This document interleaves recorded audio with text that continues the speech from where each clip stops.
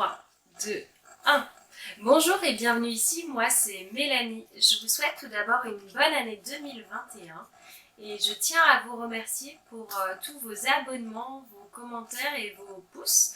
Ça me fait vraiment plaisir et ça me donne super envie de continuer. Je vous remercie pour tout ça et n'hésitez pas à continuer, ça me fait vraiment plaisir de partager avec vous. Aujourd'hui, on se retrouve pour un épisode un peu différent d'habitude. Je ne vais pas vous présenter mes projets finis.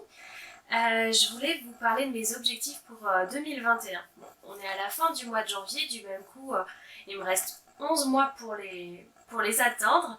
Mais ça fait déjà un bon temps pour atteindre ces objectifs. Bien sûr, en 2021, je voudrais perdre du poids, être heureuse et devenir une meilleure personne. Mais je vais vous parler surtout aujourd'hui de mes objectifs créatifs. J'ai pas fait de Make 9, ça me semblait assez ambitieux de choisir 5 choses qu'on avait envie de faire. Je suis quelqu'un d'assez impulsif et qui marche au coup de cœur du même coup. C'est pas facile pour moi de programmer sur une année entière ce que j'ai envie de faire. J'ai plutôt regardé les choses qui me faisaient envie en ce moment et que j'aurais envie de réaliser plutôt au début de l'année. Et voilà, on part là-dessus pour l'instant. Beaucoup des projets dont je vais vous parler aujourd'hui ne sont pas fixés. J'ai plutôt déterminé un besoin ou une envie et le projet est encore en cours de réflexion, donc j'avais envie de partager cette réflexion avec vous. Donc j'avais fait un petit dessin sur Instagram et que j'ai posté, et donc on va repartir de cette base-là pour vous parler des choses dont j'avais envie pour cette année. Avant de commencer, je vais vous parler de ce que je porte, on fait ça d'habitude. Je porte un pull TQC de Caitlin Hunter. C'est un des premiers pulls que je me suis tricoté. Il est parfaitement imparfait. Je m'étais par exemple trompée pour toutes les augmentations, j'avais fait des jours. Mais il est super confortable. Il a aussi les manches trop courtes. Il est super confortable, agréable et chaud. J'adore cette laine, je l'ai fait en Lima de Drops. Je trouve vraiment super cool. Je le porte beaucoup à la maison. Donc voilà ce que je porte aujourd'hui. C'est parfait pour le temps gris actuel. Voilà. Alors mon premier objectif pour 2021, ça serait de reprendre la broderie, de broder cette année. Je brode depuis très très longtemps, depuis que je suis petite, j'adore ça. J'ai brodé beaucoup de choses, par exemple la robe que je portais dans l'épisode précédent quand je vous montre les derniers projets que j'ai fait entre Noël et Nouvel An. C'est une robe que j'ai brodée moi-même, j'adore ça, je trouve ça vraiment joli, mais ça fait très très longtemps que j'ai pas brodé, à part le nom de mes enfants en point de chaînette sur leurs affaires. Je crois que j'ai pas brodé depuis quelques années. Du même coup, là j'ai envie de m'y remettre. En plus, il y a une sorte de tendance à la broderie. Donc c'est super motivant de voir tous les gens qui font des jolis projets. Donc j'ai envie de m'y remettre, ça me motive vachement. La première chose que j'aimerais faire, c'est un petit tambour à broder. Jusqu'ici, je suis pas très fan de ce genre de déco avec des tambours à broder. J'en ai fait qu'une seule fois, c'était pour porter les alliances à mon mariage. J'avais brodé un petit dessin et on avait mis les alliances dessus. Et ça, maintenant, c'est en décoration chez nous. Mais sinon, je suis pas super fan de toute cette déco avec plein de tambours à broder. Mais j'ai vu sur Pinterest. Pinterest, c'est ma source d'inspiration principale pour la broderie. Je trouve que c'est super intéressant, qu'il y a vraiment beaucoup de choses et que c'est super inspirant. J'aimerais faire un cercle à broder avec le prénom de ma fille pour mettre sur la porte de sa chambre avec une décoration florale autour. Donc voilà. Je vais vous mettre les images d'inspiration que j'ai trouvées. Comme ça, vous verrez un peu ce qui m'intéresse. Et je voudrais le faire dans les couleurs de sa chambre. Alors, j'ai acheté des fils. Les couleurs de sa chambre. Donc, il y a un peu de doré, du bleu, du jaune moutarde et du gris. Le gris, je me suis un peu plantée, mais je pense que je vais trouver un autre dans mon stock. Donc, voilà. Et j'ai vu donc des jolis modèles que je vous ai montrés. Et je voulais m'inspirer, j'ai ce livre-là, 38 motifs nature à broder de Yumiko Higuchi. Si vous vous intéressez à la broderie, je pense que vous connaissez cette personne qui fait des choses vraiment magnifiques. Regardez là, petit skieur, il y a plein de choses super jolies dans ce livre. C'est un livre que j'ai depuis un certain temps et donc j'avais envie de faire ces fleurs-là, voilà, qui s'appellent Fleurs délicates, au bord du cadre avec des fils tendus et avec son prénom au milieu. Voilà ce que j'avais repéré pour faire sur sa porte. C'est la première chose que j'aimerais faire en broderie cette année. J'espère le faire bientôt.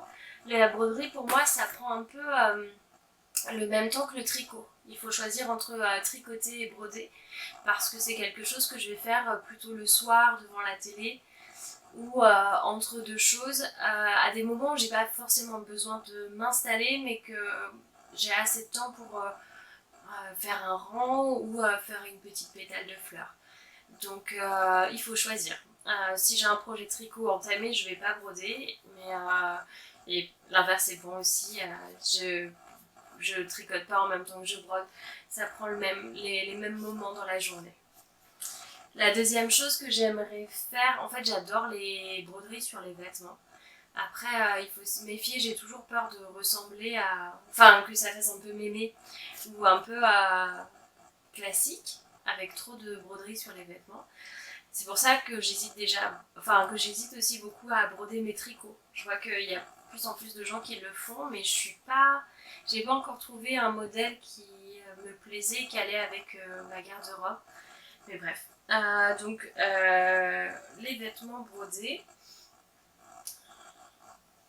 Je trouve que broder un vêtement c'est aussi un peu comme un tatouage, c'est une façon de personnaliser la chose. Je trouve ça vraiment joli. Et là j'ai été inspirée par une broderie que j'ai vue sur Pinterest, c'est des petits citrons et je viens de couper une blouse, un petit t-shirt en chaîne et trame. Je vous en avais parlé la dernière fois, je cherche à me faire des blouses à manches courtes et du coup j'aimerais bien broder des petits citrons là, sur la poitrine. Voilà pour mes projets broderie pour le moment. Mon deuxième projet pour 2021, ça serait de tricoter des chaussettes pour toute ma famille. En ce moment, j'ai moins de temps pour tricoter que ce que j'ai eu ces derniers temps. Il y a différentes raisons à ça. Principalement parce que je travaille sur un projet en ce moment. C'est un projet qui est super chouette, ça s'appelle Papillette. Je fais ça avec une copine et c'est un projet autour de l'alimentation des bébés et des enfants. C'est super cool, c'est joyeux, c'est ludique, c'est utile pour les jeunes parents. Si ça vous intéresse, je mettrai le lien en barre d'infos. On est sur Instagram pour l'instant. Donc on s'appelle Papillette et donc ça me prend beaucoup de temps et ça réduit mon temps de tricot, ce qui n'est pas très grave parce que le tricot ou la couture, ce sont mes loisirs et c'est important d'avoir une nouvelle activité dans ma vie. Je trouve ça vraiment chouette.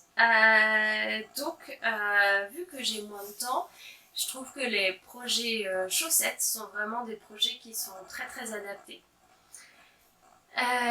C'est rapide à faire, on peut choisir un modèle très technique ou pas technique mais qu'on peut toujours suivre et c'est super gratifiant d'avoir un objet fini aussi rapidement et je suis vraiment emballée par les projets de chaussettes depuis que j'en fais.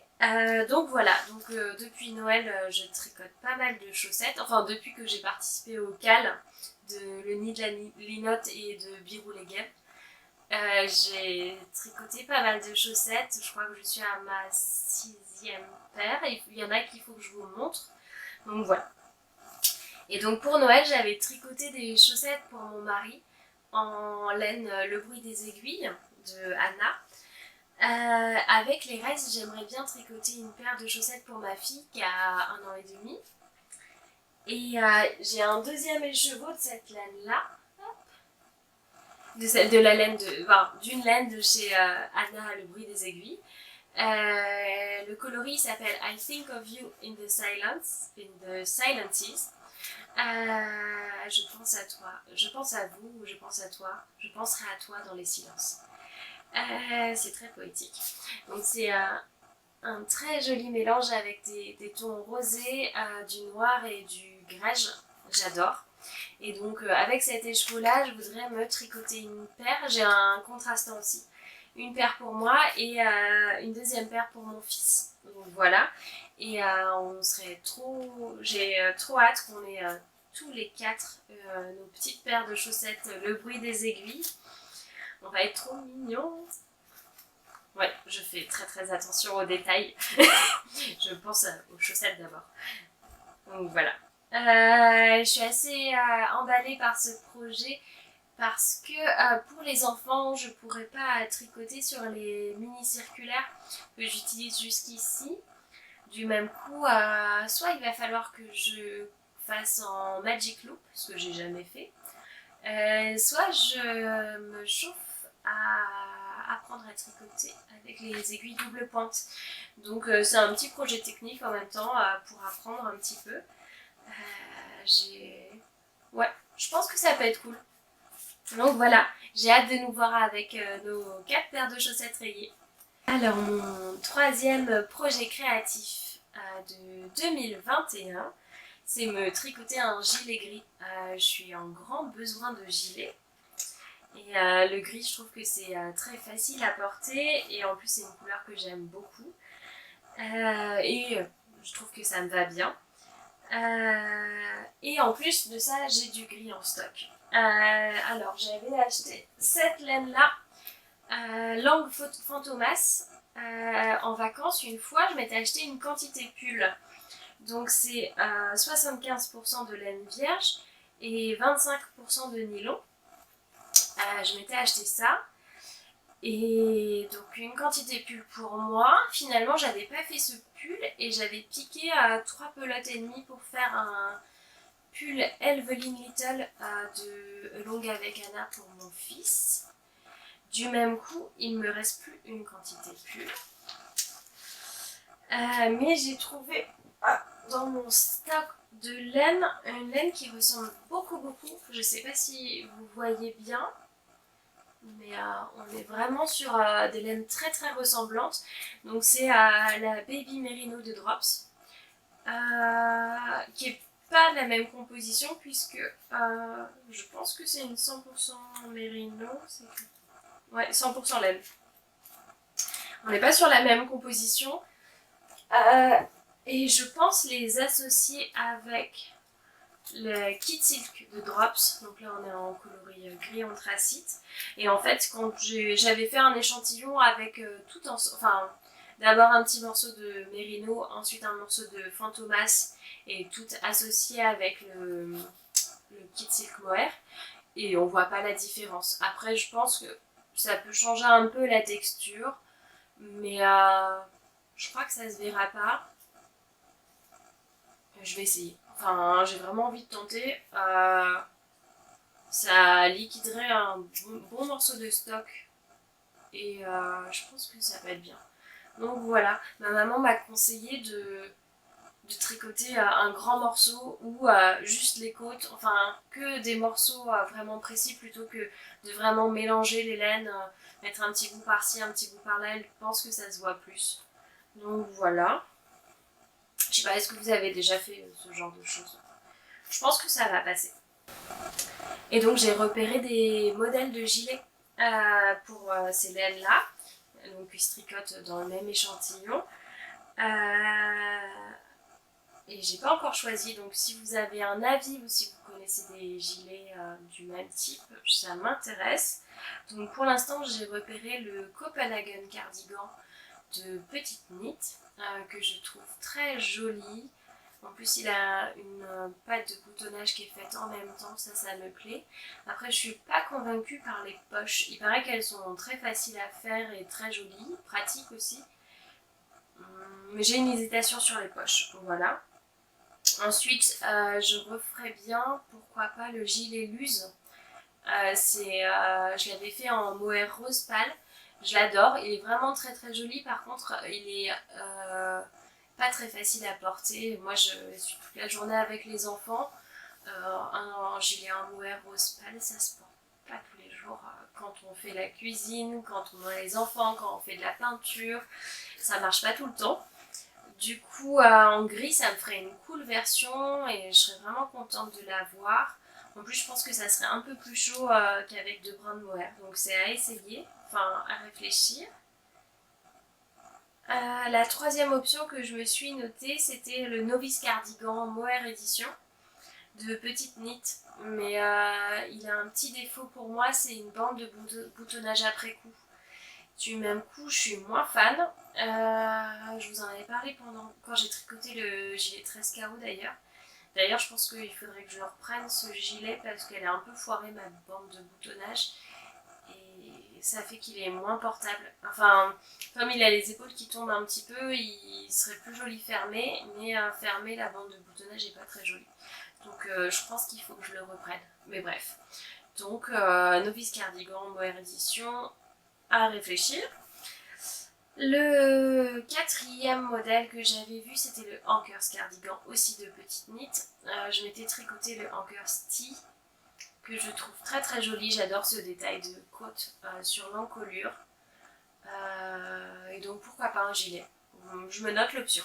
Et en même temps, ouais, je cherchais peut-être un gilet un peu plus simple, donc à voir.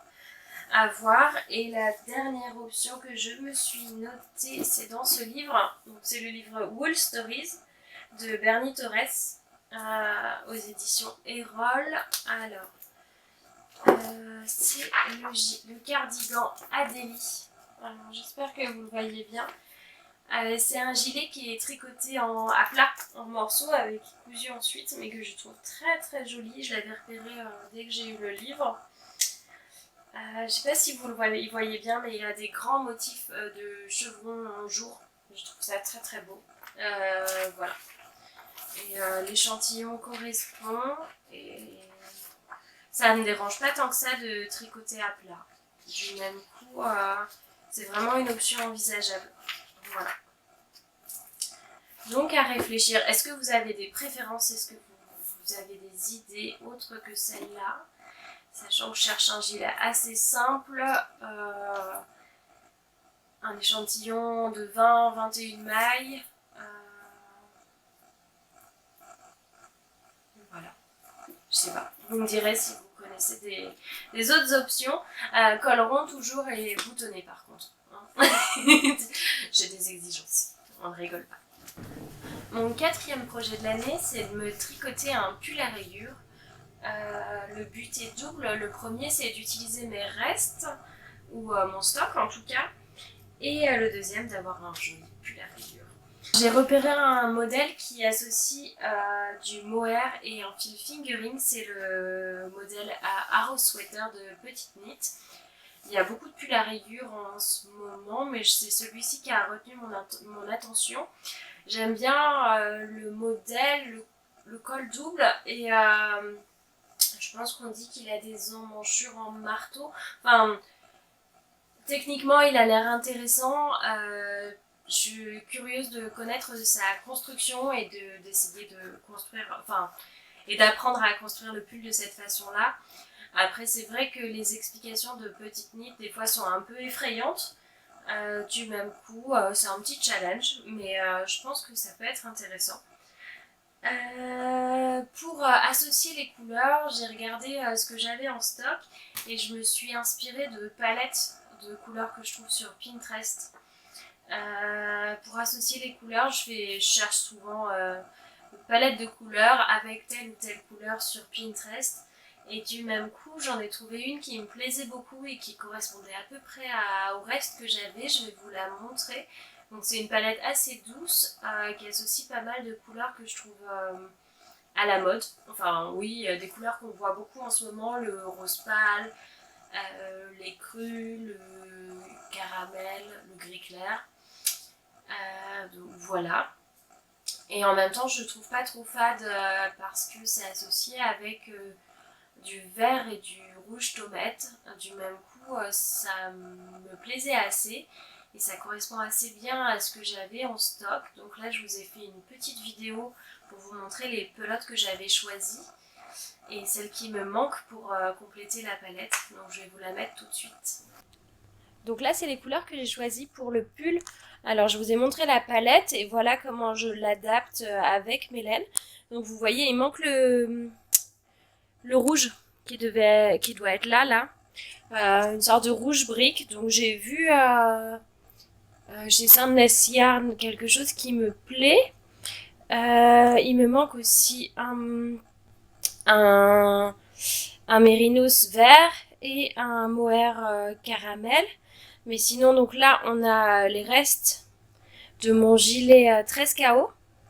Donc je vais peut-être faire une partie ou entièrement à paillettes. Donc ça, c'était la laine à teindre pailletée de chez Laine et Tricot. Là, on a du bébé mérino de chez Fonty. Ça c'était le Teen Silk Mohair donc que j'ai adoré. D'ailleurs mon gilet a une matière très très agréable. Donc j'ai très envie de repartir sur ce mélange là. Là j'ai les restes d'un bonnet Oslo de petite knit. Donc c'est du Sunday de petite knit. Là c'est une laine que Isabelle m'avait offerte dans le cadre d'un swap. Je mettrai... Donc ça fait longtemps que je l'ai, ça fait plus d'1 an et j'ai vraiment hâte de l'utiliser, j'avais pas encore trouvé le moment. Ça c'est le reste d'un autre Oslo Hat. Je trouve que les quantités de laine conseillées sont vraiment trop importantes par rapport aux laines utilisées. Donc là il m'en reste pas mal du dernier bonnet. Là c'est le reste de mon gilet Luz, le mohair de chez Fildar que j'aime beaucoup. Là, c'est une laine de chez Fildar qui était en solde, Lambswool, qui est les mêmes numéros d'aiguille et du même coup, je pense que ça peut marcher. Et enfin, donc là, on a un kit silk mohair de chez Drop. C'est le reste de mes chaussettes que j'ai faites pour Noël. C'était les chaussettes Tender Socks. Donc voilà les petites laines que j'ai prévues pour mon pull à rayures. Je pense que ça vaut le coup d'utiliser tout ça. Même si je dois racheter 1, 2, 3, 4 pelotes. 4 pelotes pour utiliser tout le reste. Je crois que ça vaut le coup. Vous en pensez quoi? Ensuite, j'ai 2 projets couture. Alors j'ai ma petite qui vient de se réveiller. J'espère qu'elle va pas faire trop de bruit. Parce qu'elle est malade, alors elle peut pas aller à la crèche. Donc elle est là et j'ai pas beaucoup de temps pour filmer. Donc c'est maintenant ou jamais. Donc on va voir. J'espère qu'elle va jouer tranquillement. On verra. Mon 5e projet de l'année, c'est de me coudre une robe rouge. Donc on part sur 2 projets couture. J'avais une robe rouge dans mon dressing et je m'en suis séparée il y a quelques années et ça me manque. C'est quelque chose que j'ai envie d'avoir. Donc je cherche à me coudre une robe rouge, une robe au-dessus du genou à manches courtes avec des jolis détails qui soient assez faciles à porter dans la vie de tous les jours. Voilà. J'ai trouvé 2 coupons de tissu dans mon stock qui pourraient se prêter à faire cette robe rouge. J'ai un coupon de double gaze rouge cerise. Je sais pas où je l'ai acheté. Peut-être chez Dries & Stoffel, je sais plus. Donc voilà, j'avais acheté pour me faire un top avec une basque. Si ça devient pas une robe rouge, ça pourra toujours devenir cette blouse à basque. Mais ça peut devenir une robe rouge.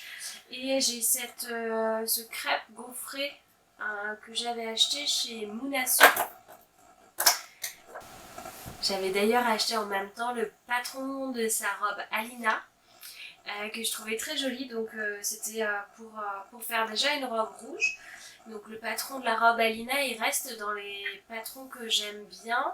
Il a un joli empiècement en triangle au-dessus du ventre, au niveau de la taille.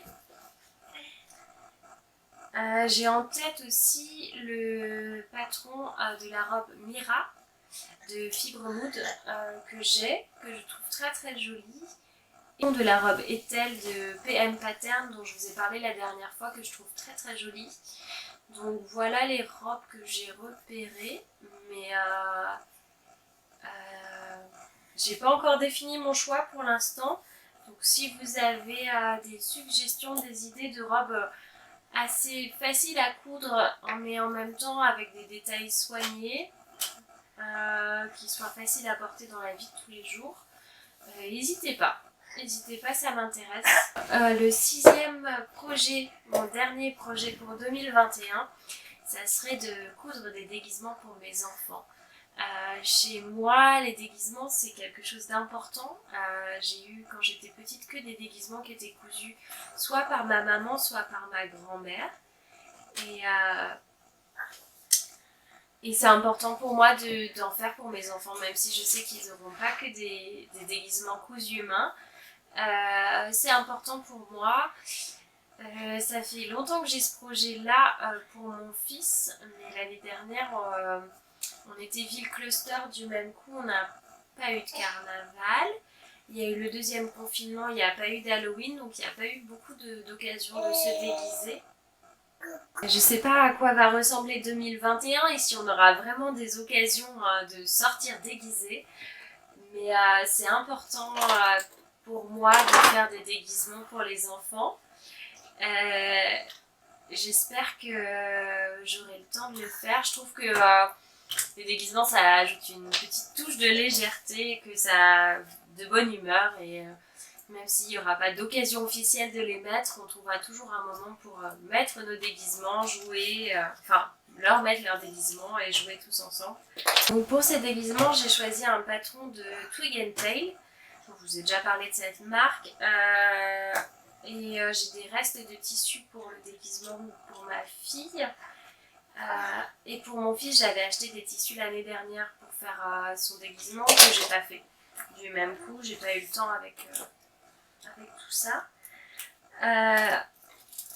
Et s'il reste du tissu pour le déguisement de mon fils, peut-être je ferai un pour mon neveu. On verra. Faut pas en mettre trop dans la liste des choses à faire. Donc c'est le patron de la veste Pathfinder. Et il y a une option Animals Add-on, donc des ajouts pour transformer en trucs d'animaux.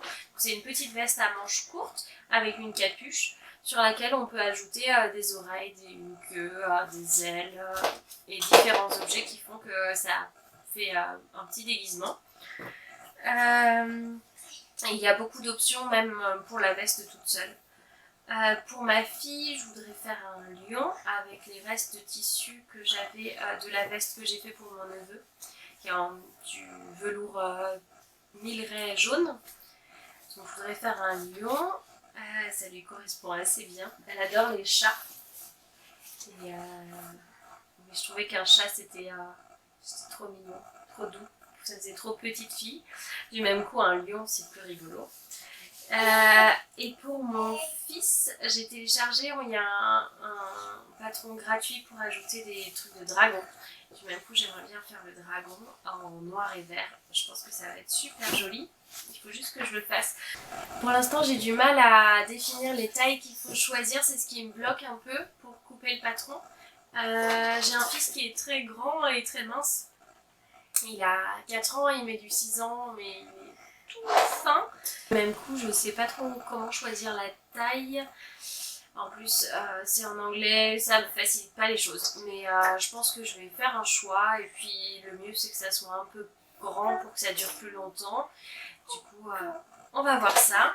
Je me réjouis de leur coudre ça cette année. J'espère que j'aurai vite le temps de le faire. Ça me fait vraiment plaisir, l'idée de le faire déjà. Du coup, j'ai hâte de m'y mettre. Donc voilà pour mes projets pour 2021. C'est tout ce que je me souhaite. Et vous avez quoi de prévu cette année, enfin pour les 11 mois qui restent? Vous mettez ça en commentaire. Je vous remercie pour votre écoute, pour vos retours. Et puis je pense qu'on se retrouve fin février, début mars. J'aimerais bien vous faire un épisode spécial chaussettes. Je pense que je serai bien avancée dans mes idées de chaussettes et que j'aurai des jolies choses à vous montrer. Donc je vous souhaite une belle journée, portez-vous bien, à très vite, gros bisous.